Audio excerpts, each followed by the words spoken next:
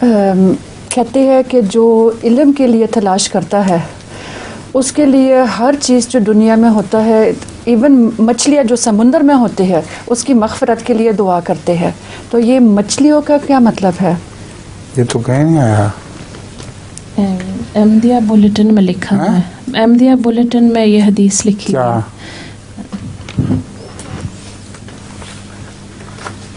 سنا ہے پڑھ کے؟ جی اردو میں لکھا ہے. انگلش میں؟ جی.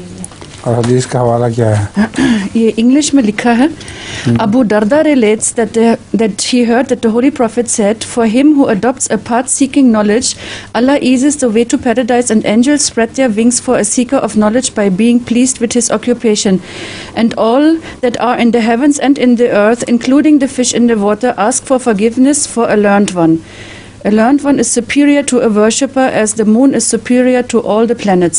The divines are heirs of the prophets, and the prophets do not leave an inheritance of dirhams and dinars, but only of knowledge." کس کتاب کی حدیث ہے یہ ابو داؤد اور ترمذی. ہاں مجھے تو اس کی سمجھ نہیں آئی. مچھلیوں کا مغفرت کے لیے دعا کرنا انسانوں کے لیے، یہ تو مجھے سمجھ نہیں آ رہی. اس میں کوئی روایت میں غلطی لگ گئی ہوگی. جزاکم اللہ.